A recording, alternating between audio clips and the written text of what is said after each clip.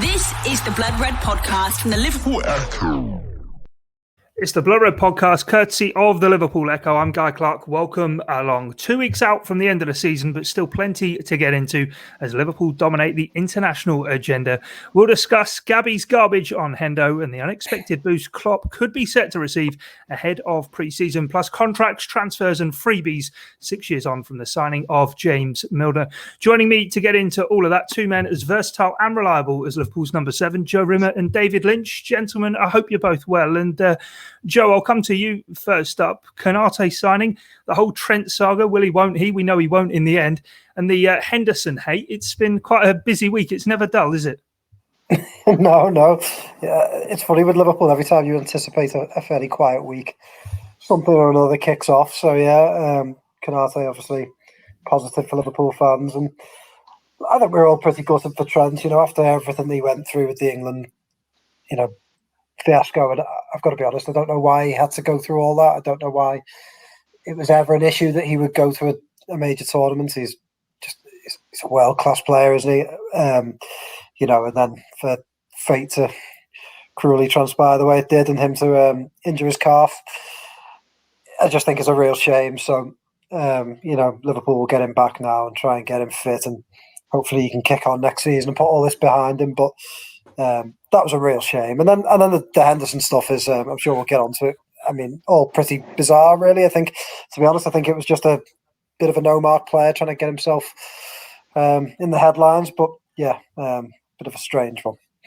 Yeah, no, definitely. And Dave, just on Trent first up, on Monday, we went live after the squad announcement and said about Trent. And I found one of the most bizarre things, as Joe said, the fact it was even up for debate. If you were to pick a world 11 tomorrow, Trent would be your right back. So why wouldn't he automatically be England's? And then Gareth Southgate in his press conference saying he told him 3 weeks ago.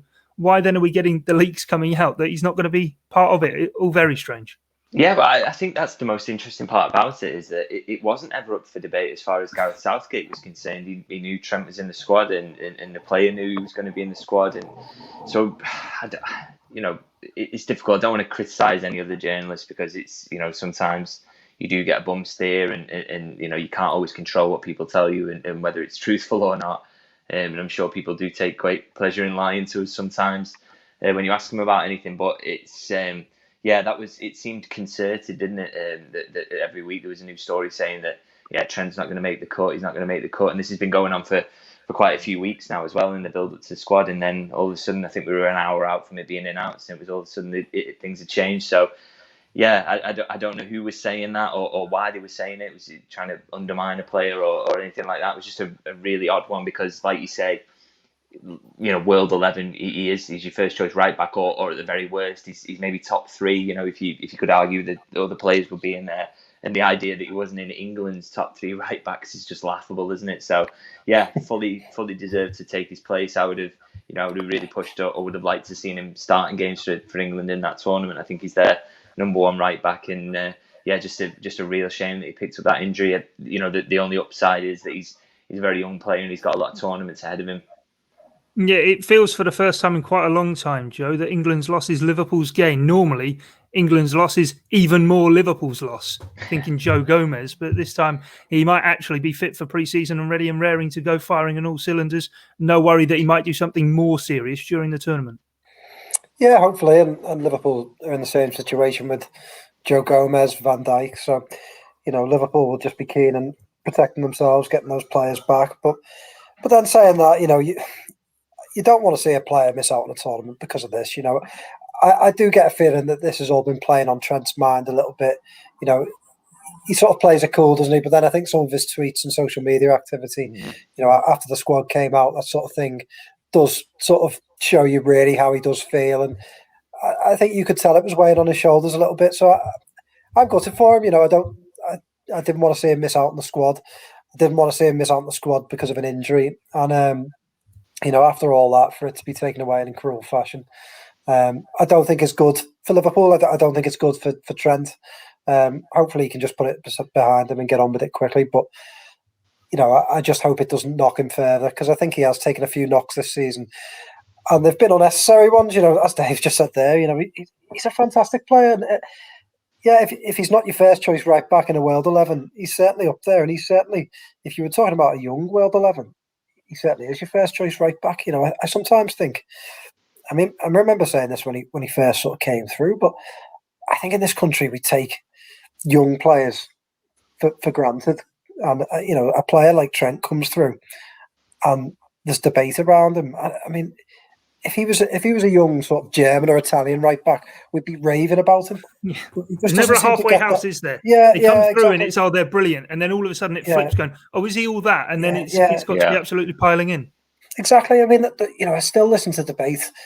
I was driving home one night this week and I was listening to the radio, and they're still banging on Trent can't defend, and I think, do these guys watch Trent every week?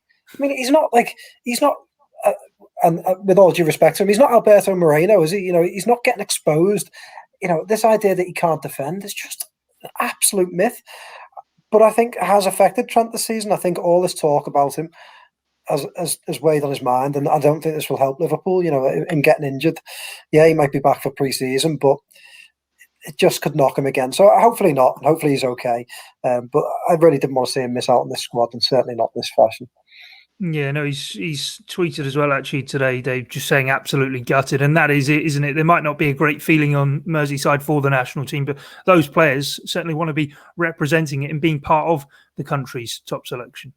Yeah, 100%. The players absolutely love playing for England. I think there's a real, I think the atmosphere around England's changed in recent years as well, in terms of it used to be very cliquey from what you heard, and players sitting alone in their teams, whereas I think because of the way youth football's changed in this country, and these players all seem to know each other from a very early age, and sort of, these camaraderies exist between teams who would typically be rivals. So, they all seem to enjoy getting together and playing together. And so it'll be, like you said, he's absolutely gutted to miss out. And I think, you do worry, and Joe alludes to this, is if it'll give him a knock, just because, you imagine if England go on and win the tournament, probably not, let's be honest, but, it's entirely possible, I suppose. And if he did, and Trent had missed out because of injury, that would be a little blow to him, I'm sure. So, hopefully England don't win and he feels all right about it.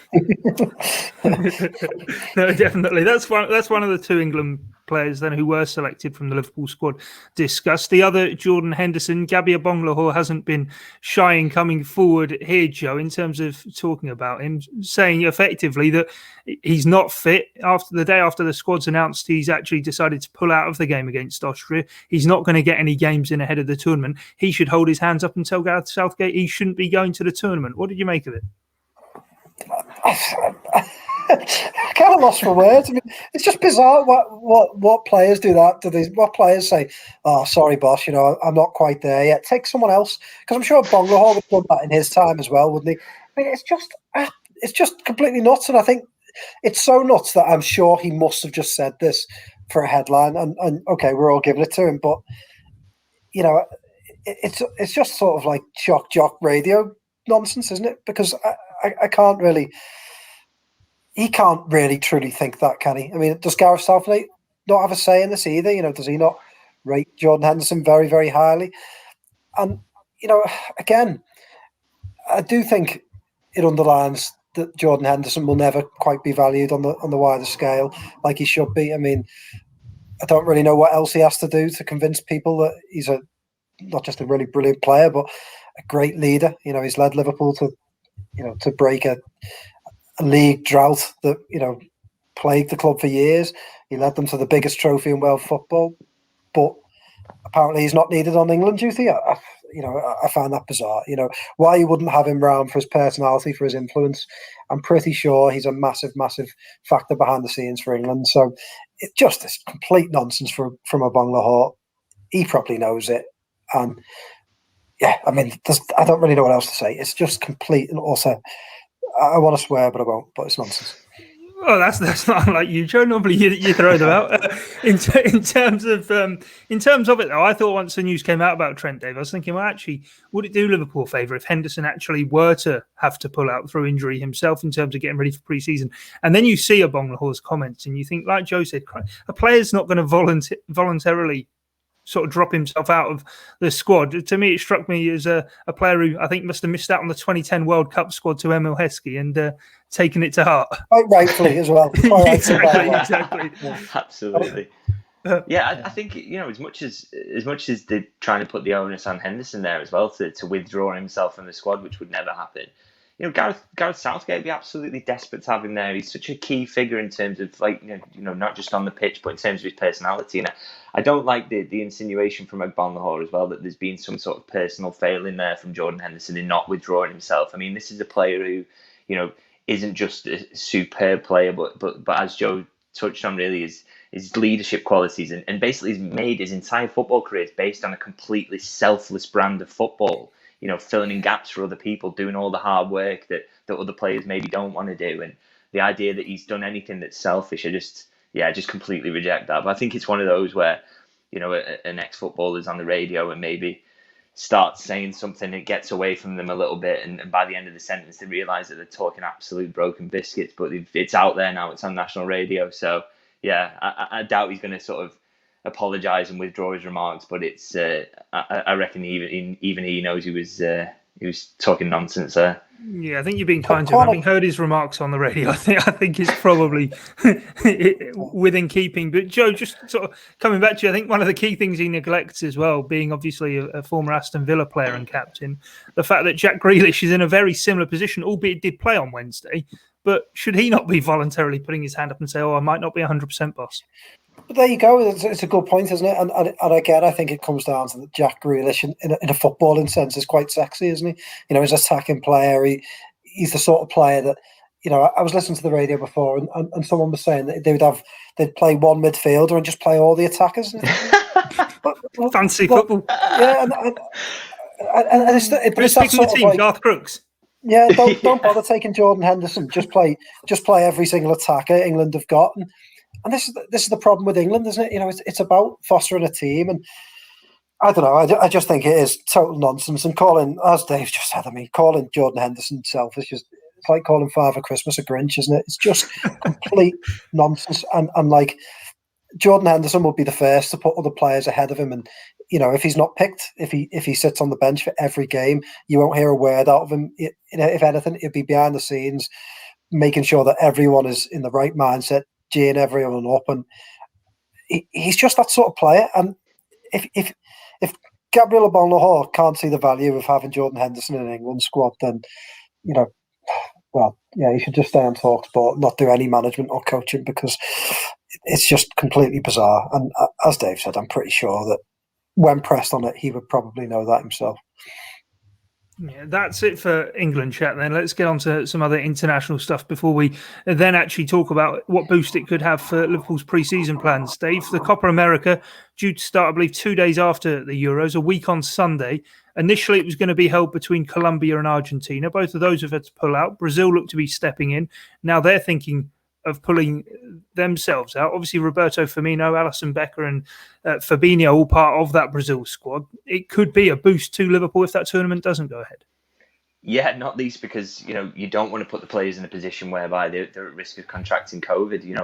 We know that can have long-term effects even on really, fit players and young players. So, it's so risky. And I just think it just seems madness, doesn't it? The idea that they moved it from Colombia because there was protests about the way they handled COVID-19, and then it's ended up falling to Brazil, which has got one of the worst death rates in the world, has handled the pandemic really poorly, to be honest. And just putting so many, not just players but staff and any fans who would turn up to the tournament, it just in real danger. And hopefully it doesn't go ahead and they see sense on it, because I don't think this is the time to be taking risks. We're already at a really difficult time, aren't we, in the pandemic? And just going ahead with that would just be madness. And I think from Liverpool's perspective, they'll, privately behind the scenes, I'm sure Jurgen Klopp is crossing his fingers that it does get cancelled, because giving those players a summer off after what has been a really grueling season, really difficult schedule, would be just perfect preparation to go into the next one and hopefully start well, because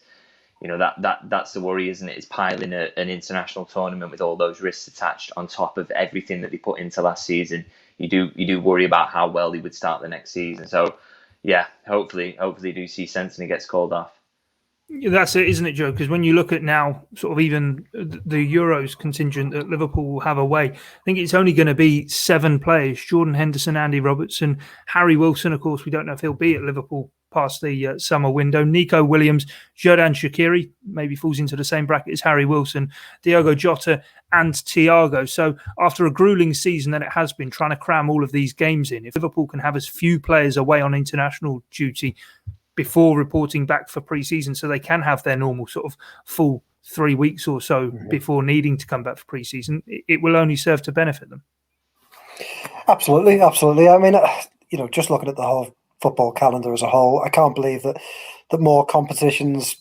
I mean, I know it's probably easy for me to sit here and say this, but you think more competitions weren't cancelled or at least postponed for a longer period of time. Like Dave says, I cannot believe that they're trying to force this tournament into Brazil. It doesn't seem safe. It doesn't seem sensible. I thought going into this season, you would have seen things like the League Cup. You could take a year off. These international tournaments. Just push them. And in my mind, I still can't understand why. So Argentina, I don't know the host nations, but Argentina are the hosts of this year's Copa America.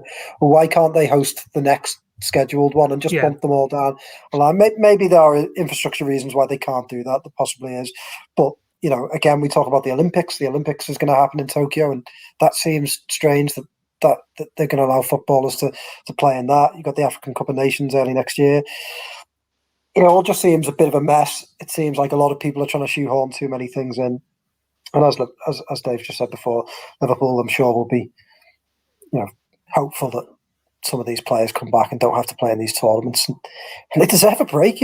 They're human beings, and they're absolutely whipped, aren't they, to the max that they can give. And, I think, I don't care how much money they're, and they deserve to go away and have a break after a crazy 12 months, recharge, spend some time with their families, and come back refreshed. And these tournaments can all be played. It's only football, isn't it? At the end of the day, they can all be played further down the line. So that's my view on it. And go on.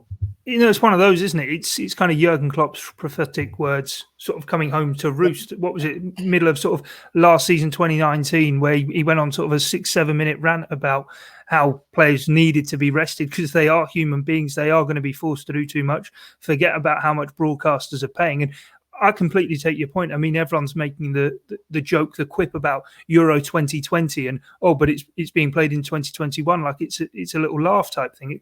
This tournament could have been postponed, surely, for the welfare and health of the players, and actually just have the Euros in 2024 when it was meant to be. Yes, you've had to miss a tournament, but everybody completely understands why. Yeah. And can't you just knock them down the line? I don't know, why not? I don't think there's been a season where the greed that drives football has been so brilliantly underlined as this. It's been incredible. Just because what Joe says there about the start of the season when we were coming in and we knew this was basically going to be a pandemic season, no fans in attendance and all that. And suspending the League Cup to make up for that really condensed fixture schedule would have been a brilliant idea. But the problem is that no one at the EFL wants to give up that money, and nobody outside of the EFL. So, for example, the stakeholders like the FA and the Premier League want to give up any money to them to sort of compensate them for that fact. So the best solution they could come up with was to ride the players to a season where we've seen injuries increasing, real problems with the schedule, and I think at times the quality of the football has dipped as well. That's something that doesn't get spoken about enough. I think there's been some really poor games that we can't just pin on the fact that the fans haven't been there. I think that fitness has been an issue this season, and it's the same goes for the international tournaments. Is that you probably could have suspended the Euros this time around and just not had them, and you could have done the same with the Copa America. But CONMEBOL and UEFA will not want to give up that money, and that's the bottom line as far as they're concerned. In fact, they're less thinking about the possibility of giving games up and giving tournaments up for the players' welfare. They're actually trying to shoehorn more games into the schedule, which is going forward. They want more games in the Champions League. They want the Club World Cup to be expanded. They want to do all these things, and it's at some point it's got to break, hasn't it? I don't think there's enough pushback from clubs personally higher up in the I think you look back to sort of some of Klopp's complaints around scheduling around Champions League games and things like that.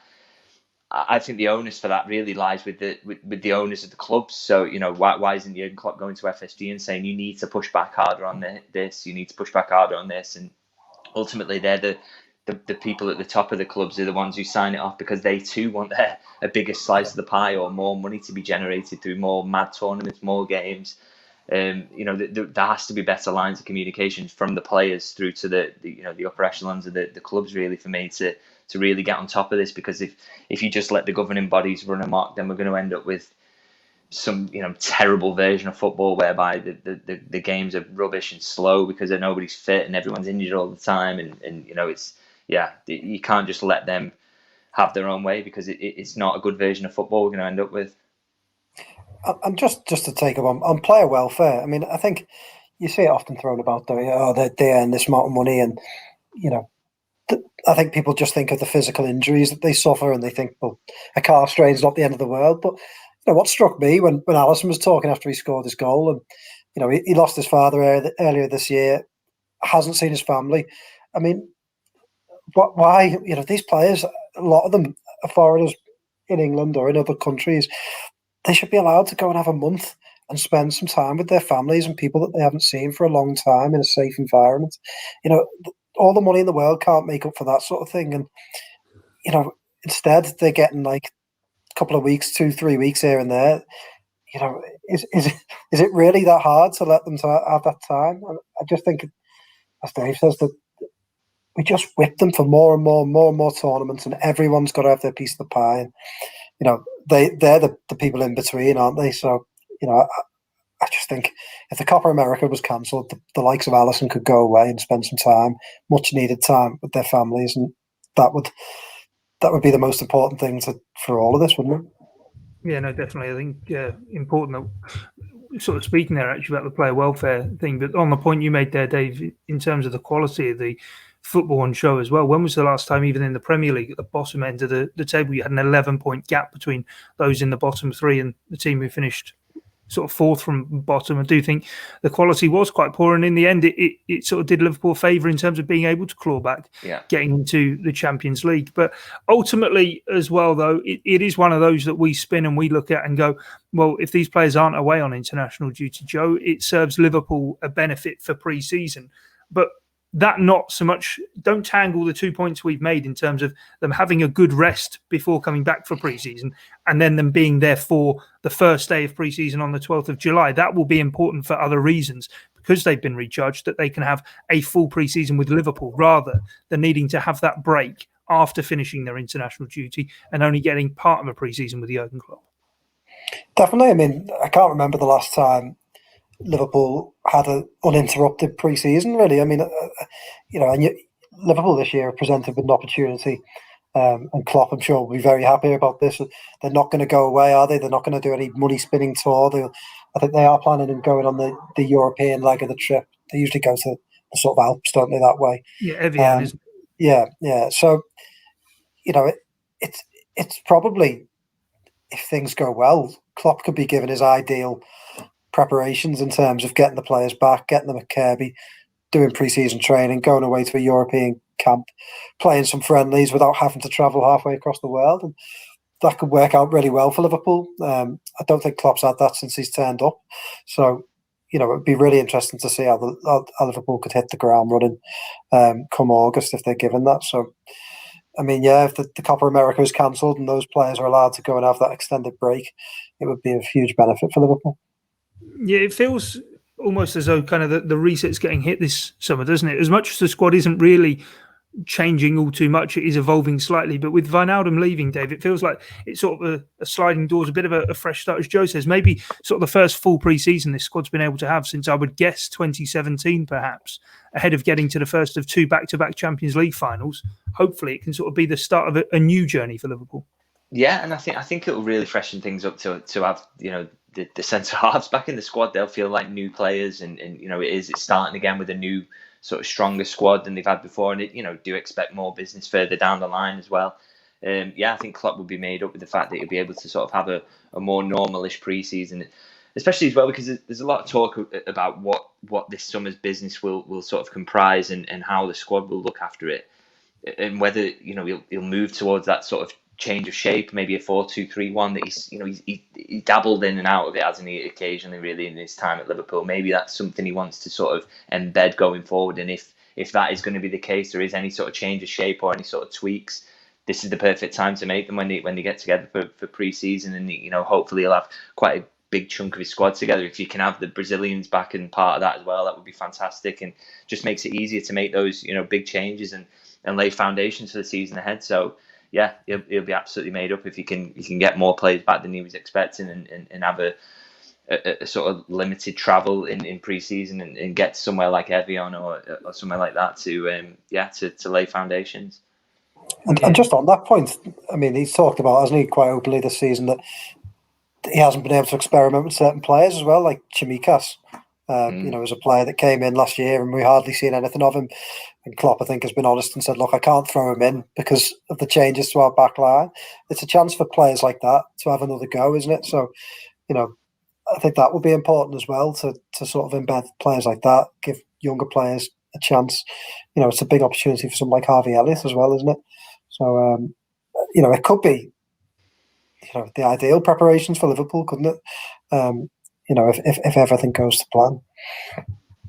Yeah, no, definitely. And I suppose looking at it as well, Dave, in terms of Liverpool and what they need to do during sort of the summer, we've seen obviously Ibrahima Konate, he is going to be joining, but Pete, you've written on the Echo today, do go and check it out, is the fact that when Liverpool get back for pre-season on the 12th of July, before maybe pressing on with any more transfer business, it's about tying down some of those big names whose contracts will be at that time less than 2 years from expiring.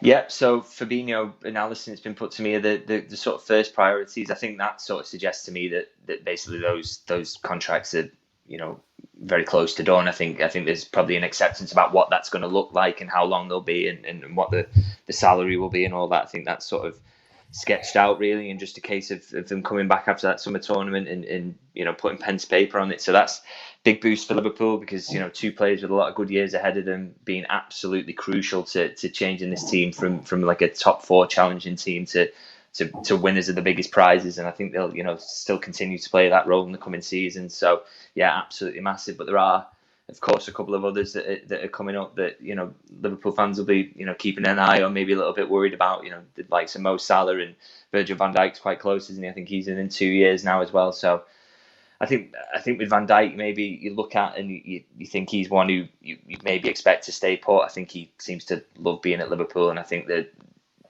teams around will know how much it would cost to get him out. So it would probably be a difficult one. Whereas I don't know if the feeling's the same around Salah, and there's always those links to Real Madrid, isn't there? And that'll be an interesting one to keep an eye on in the next sort of couple of months, I think, as we get towards the summer, and then he gets to the point where we are into 2 years out from it expiring. It's a bit of a nervy time for Liverpool fans, I think.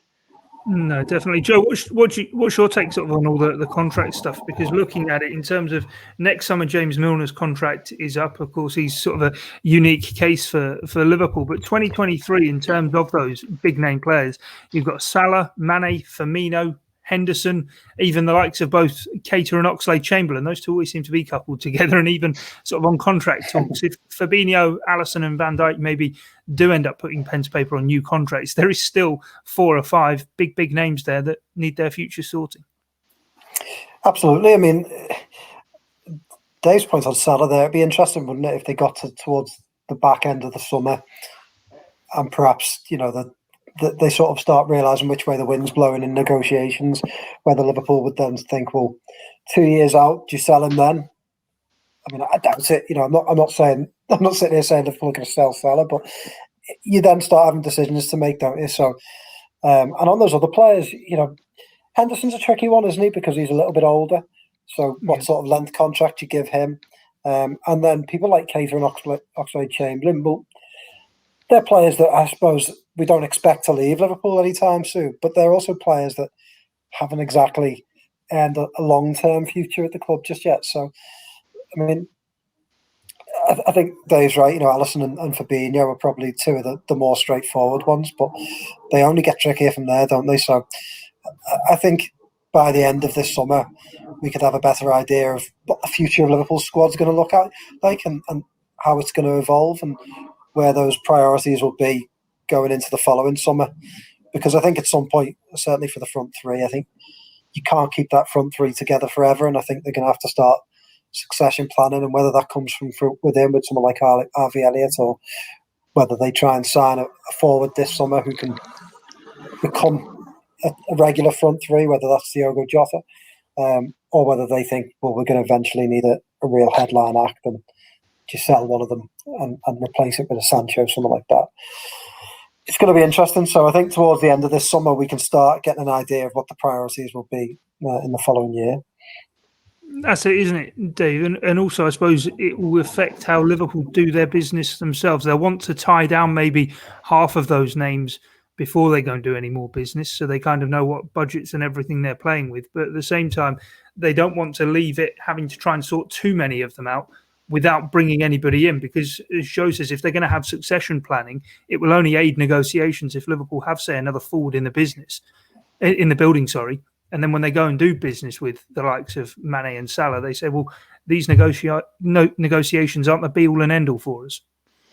Yeah, I think it's just a really tricky time. I think these are huge decisions for Michael Edwards, aren't they? Because it is thinking about what the composition of the squad is going to be like in 4 years' time, maybe. How much more can you get out of, say, Roberto Firmino? At what point do you need to start replacing him? At what point does he, accept a reduced role? Because that's what you're aiming for, is ultimately is to replace these players in the long term. And if he's not going to be happy a couple of years down the line that he's not getting enough game time, what does his extension look like in terms of the wages you're paying him? You're not paying him the same wages surely as the last contract you give him, where he's the main man, he starts up front in every single game. So it just gets really, really tricky as well, because I don't think any of these players would go into those negotiations saying, okay, well, I expect to earn less this time around because I'm getting towards 30 and my role in the team is ultimately going to be reduced. They're thinking, I've done all this for you, I've won all these trophies, brought all this money into the club. Surely I deserve to be rewarded. So I think it's really, really tricky. Wijnaldum. Yeah, well, exactly. It's a very, very difficult contract to sort of negotiate. That is that he'd been underpaid for such a long period, really, relative to his value to the team. He wanted to put that right, but then Liverpool are looking at it thinking, well, if we do that, then we're doing that over 3-4 years beyond you being 30. It just becomes really tricky, and I think loads of the players are in that position. It's really sort of knife-edge stuff. Some of them that we would maybe, Liverpool in normal circumstances would think this might be the right time to sell, but in a COVID market, that opportunity isn't there for them either. So really, really tricky. And I think, it's something we touched on before we came on air as well, is about the idea that some players might be it might appeal to them to run the contracts down if they're already on decent money. Thinking about what the market is like at the moment. I'm thinking particularly in reference to Salah. If he thinks, okay, 2 more years at Liverpool and try and win everything I can here, and then the opportunity, who's not going to sign him at that point? He's going to be 30 years old, still absolutely world class. He's in great shape, isn't he? It opens up a world of possibilities for him. So, if I was Mo Salah, I probably wouldn't be signing a new contract. I hope he doesn't listen to this podcast and take my advice. But if you're in his position, you'd be daft to do it, because you look at the situation. Maybe Harry Kane has got himself into this summer in terms of he signed a ridiculously long-term deal with Tottenham and now is saying he wants to leave the club. Well, good luck with doing that, because you've made it very difficult for yourself. Will Zaha is another one in the Premier League who did a very similar thing. So, if these players are wise about it and they look around at what's happened to other players throughout Europe, they'll see that it probably does make sense to run your contracts down. Yeah, we spoke contracts. Let's move on to speaking transfers for the final part of today's podcast, in which, of course, it does mark 6 years since James Milner signed on a free. So it feels to me, Joe, as though we should talk about free transfers, 250 appearances for the Reds. Before we get on to who could be next or anything like that, let's play tribute to James Milner and what a terrific servant he's been. I don't think when he signed in 2015, any of us probably expected him being at Liverpool for 6 years. No, not at all. It felt like, it's funny, wasn't it? Because he came from Man City. This makes sense. Man City seemed like his main club. That would be where the bulk of his career and his most successful period would be. But to come to Liverpool, and now I think people will remember James Milner as a Liverpool player, and they'll remember him for the things he did at Liverpool. And again, it's one of those things that you can't put down in a statistic, can you? But the mindset, the attitude, the leadership, all the things that James Milner brings to Liverpool. I think just so important about setting standards. And again, when we talk contracts, James Milner's one of those guys who's out of contract, and I don't think James Milner's going to be getting another contract. But it's important that Liverpool keep characters like that and ensure that standards remain being set at such a high level for any new players that they do bring in. And I think James Milner is, if you listen to any young player or any player that passes through Liverpool, they all speak so highly of him. It's no coincidence, is it? He just is the ultimate pro, and I do wonder where he turns next, whether he's one of those people that goes and plays on and drops down leagues or whatever, or whether he goes into coaching. But it would be brilliant if Liverpool could find a role for him, because I just don't think that you can quantify that sort of experience and that attitude. So he's been a great player, some really good memories. He's his personality, I think, from watching him, I think it is a lot bigger, isn't it, than he gets credit for? And I've just enjoyed him being a Liverpool player. He's the sort of player that you don't want him to ever leave, do you? You always want to have him in the squad. But yeah, he's been great. Just one hell of a signing. Yeah, and boring James Milner, but he's anything but. Liverpool fans love him. But I take sort of Joe's point as well, Lynchy, in terms of when you think of Milner, you sometimes might think, oh yeah, there was that player James Milner who played for Aston Villa, then he got his move to Man City and he just faded away type thing. And then there's this other James Milner who's always been at Liverpool. He's synonymous with the club, and it feels as though he is now part of the furniture. Yeah, Joe basically nicked a line for something I'm writing about Milner today. It's basically, he's 250 appearances for Liverpool, so he will end his career having played for Liverpool more than any of the other teams that he played for. So he is, he's a Liverpool man. And like you say, I don't think anyone sort of expected that to be the case when he came in and a free signing. He looked at a smart bit of business, but I do remember thinking at the time as well, Manchester City were sort of happy to let him go. He was a bit of a squad player around a team that was winning the biggest prizes at the time. If Liverpool want to eventually get back up to that level, why would they be signing a sort of cast-off who was only good enough to be around the squad of that level? And I do remember sort of asking that question at the time to myself. And, you look at what he's done since. He's been absolutely integral, hasn't he, to some of these big successes. Just, never sort of a nailed-on constant starter for Liverpool again, much like he found at City. But I think, he has contributed more regularly. He's not just getting thrown on in the last 10 minutes to play on the right wing as he used to do at City. He's an important player, and he has ended up nailing down that central midfield spot, which was a big sort of draw for him coming in. But Brendan Rodgers promised that to him, so he has proven that he's good enough to play in there and smart enough. And I just think he's so handy to have around. Even last season things didn't quite go to plan for Liverpool, but he made 26 appearances and just. Whether he starts or he comes on as a sub, you always trust him to get a feel for the game and get a hold of things and start to dictate. He's just really smart play like that. So, and when he does come on as a sub, he always sort of knows exactly what's needed in that moment and sort of fulfills that role. So, yeah, just brilliant. And the thing about setting standards as well is really important, because I think this is something that people outside of football don't really pay attention to, but they just, Jurgen Klopp would wax lyrical about what he's like in training and how that influences the younger players coming through, and not just the younger players. It sets the standard for the older players who are still solid pros, but would aspire to James Milner's levels. So it's just absolutely, you need people like that around squads if you're going to win things. I know people would just like 10 Mbappes and more players like that, but that's just not how football works. You need players like this, and he's been absolutely crucial. Will go down rightly so as an absolute Liverpool legend, and I'd be interested to see if he liked Liverpool more than Manchester City privately. How he would sort of judge those two clubs if he's enjoyed his time at Anfield more. I think the fact he's added those two big prizes probably suggests to me that he should. Yeah, I think we know the answer to that. I think you can tell in his body language. We know the answer to that. I always remember, just quickly, I always remember him coming on in the 3-2 in 2014, David, when when Coutinho scored the winner, and he came on in that game. I think was it a half time or just after? Half time. Yeah, and he tore Liverpool apart. And I don't think I ever really appreciated how good he was until I saw him that day and thought he was so clever playing just in between the lines, and Liverpool just couldn't cope with him. And David Silva at the time, and you think about the amount of positions he's played for Liverpool. He has played in central midfield. He's obviously played left back. A lot has been made of that. But he's played right wing. He's played left wing. He's played just about everywhere you can play and made a difference, hasn't he? So, again, I just don't think people will, outside of Liverpool, the Liverpool sphere will really appreciate what he's meant to this club and how much he's contributed in the successful years that Klopp has had.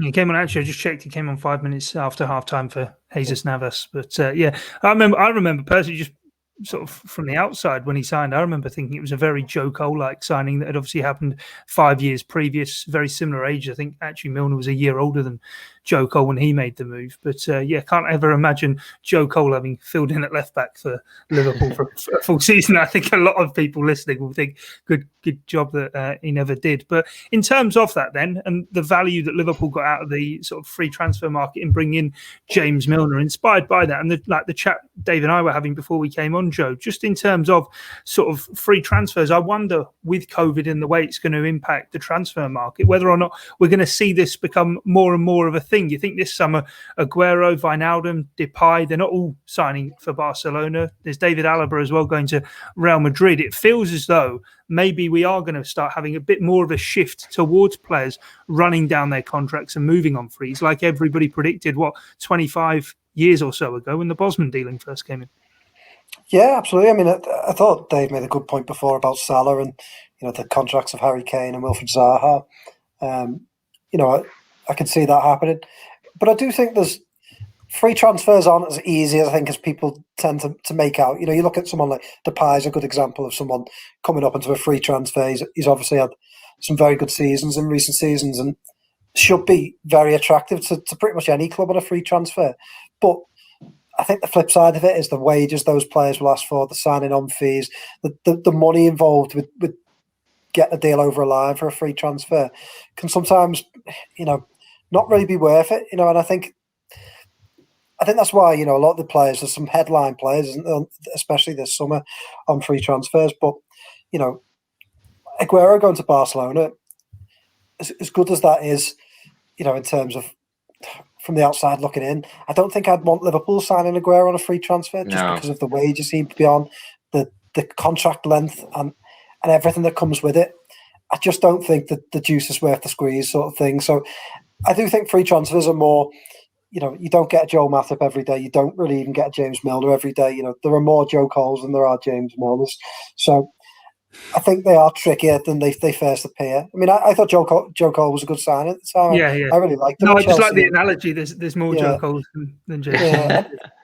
And sometimes they're worth the gamble. One of the ones that I think a lot of people mock Liverpool for, Voronin, I always thought was worth the gamble.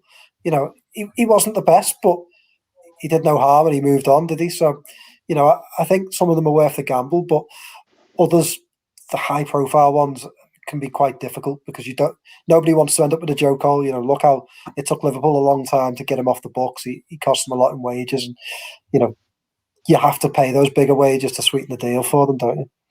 Yeah, there are obviously the big wages to sweeten the deal, as Joe says there, David. But in terms of, I suppose, players even, you sort of associate free transfers with players coming towards the end of their careers. As we say, Milner was 29 when he arrived, albeit he's done 6. He will do 7 years at Liverpool. Gary McAllister, though, obviously a very famous one for Liverpool to come in sort of in the twilight years of his career. But looking at sort of some of the big name players around Europe whose deals are going to expire next summer, obviously there's Mbappe. We read about him every day. Dybala, Goretzka, Pogba even, Ousmane Dembele. I mean, a player like, for example, Aaron Ramsey, left Arsenal on a free, albeit he commands very, very high wages at Juventus. But if you're paying a player £20 million in wages per year, even over 2 years, that would have been £40 million that perhaps would have been spent on a transfer fee anyway. Yeah, and well, I think if you look at the case of Mbappe, for example, if he does end up leaving PSG on a free transfer, his wages will be ridiculous. But his wages would have been ridiculous even if you pay 150 million for him this summer anyway. So, I think in Mbappe's case, he's another one where I think his best option now is to run down this final year of his contract, see what PSG's best offer is, and then compare it to the thousands of offers he will get from clubs across Europe, and see what's best for him in terms of his progress in his football career. I just think players are, honestly, like I've said it before, I think players are daft if they tie themselves into these long-term contracts, when you're going to end up in a situation, like I said with Salah, is he will reach 30 at the end of his contract. He'll still have a contract offer from Liverpool, there's no doubt about it, and then there will be contract offers from Real Madrid, from PSG, from all these types of clubs. So if you know you're that level of player, then why wouldn't you work yourself into that position rather than being stuck in a Harry Kane situation with, I think, maybe 3 years left on his Tottenham deal, and hoping that someone in a COVID-affected market can come up with 200 million or whatever ridiculous sum Daniel Levy's likely to ask for. So, I just think players should sort of see this as sensible going forward, is to sign these long-term deals when you first arrive at a club, but then sort of work your way towards the end of it, because it just gives you so many options in terms of your next move, and I think it gives you the opportunity to make smarter moves as well. And that's the thing that jumps out to me, Joe. Sorry, that's the thing that jumps out to me is Liverpool under Michael Edwards. We know how smart they are in the window, that they'll be maybe keeping an eye on some of these contracts and maybe talking to agents and saying, oh, look, we can see he's only 12 months out from his contract end, and seeing how things do play out. We know Liverpool work ahead. We know they're smart and clever. Some clubs who have offered contracts to these players that are now going to be caught in a difficult position maybe have been a bit more silly in terms of what age these contracts are going to run out at. And there are, as I say, there are some big players, the ones we listed there, but others, very big names about, who could perhaps be on the market. Absolutely, and Liverpool have got some very good relationships with some very good agencies that they'll be using to get themselves well positioned. I've no doubt about it that Liverpool will be sort of keeping tabs on all those sort of free transfers. Yeah, I mean, I was just thinking that Dave Lynch should open his own agency, and all the clubs would hate him, and the fans would hate him because he'd be driving every player, never sign a new deal, sign one deal, and that's it. And it would make things interesting, wouldn't it? Well, the thing you don't know, Joe, is the M in his tag there actually is for Mino, Dave Mino. Yeah. Lynch the Grinch, they call him, because he'd never sign any, get a contract signed. I mean, crazy. I mean, I'm sure Liverpool will be keeping tabs on it. I'm sure that they're not daft, are they? We know how clever they are, and we know that they work ahead. And it might be that Liverpool use those contracts to their advantage as well, because if you get in early, you can usually get players at a slightly cheaper rate, can't you? So, I'm fairly certain Liverpool will be doing that. Yeah, no, it'd be interesting to see how it plays out. Well, that's it from us for this edition of the Blood Red Podcast. Thanks a lot for joining us. Of course, we'll be back on Monday. As ever, do check out the link to our newsletter in the description of the podcast, or if you're joining us on YouTube. But from myself, Guy Clarke, Joe Rimmer and David Lynch, thanks for your time and your company. It's bye for now. This is the Blood Red Podcast from the Liverpool Echo.